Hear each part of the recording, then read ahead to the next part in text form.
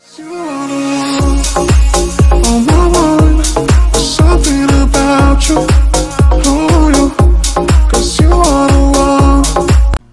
শহর তখনও জেগে ওঠেনি। সেই খুব সকালে হাতির ঝিলে উপস্থিত হন অপু বিশ্বাস, তাও একেবারে দৌড়বিদ সেজে। সময় তখন সকাল 6:30। কারণটা জনহিতকর। মানবতার কল্যাণে আয়োজিত একটি ম্যারাথন দৌড়ের উদ্বোধন করতেই হাড়কাঁপানো শীতে উপস্থিত হয়েছিলেন অপু বিশ্বাস। এর আয়োজক ব্র্যাক ব্যাংক লিমিটেড। মূলত তহবিল সংগ্রহের উদ্দেশ্যে এর কর্মীরা ব্র্যাক ব্যাংক দৌড় 2018 কল্যাণের পথচলা নামের ছোট পরিসরের এই ম্যারাথনের অংশ নেন।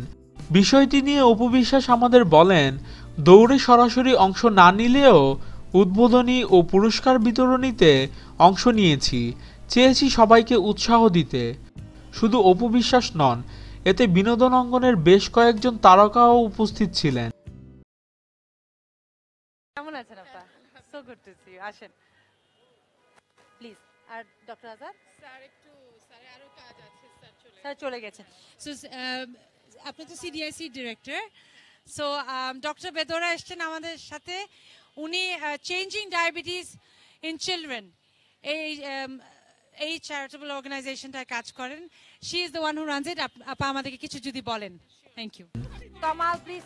অপু বিশ্বাসের এই কার্যক্রমের বিষয়ে আপনাদের কি মতামত এখনই কমেন্টস করে জানান, এবং আমাদের ভিডিও ভালো লেগে থাকলে অবশ্যই চ্যানেল সাবস্ক্রাইব করতে ভুলবেন না। ভিডিওতে লাইক দিন, শেয়ার করুন। ধন্যবাদ। প্লিজ স্টেজে চলে আসেন। বিলকিস আপা, নাহার চলে আসেন।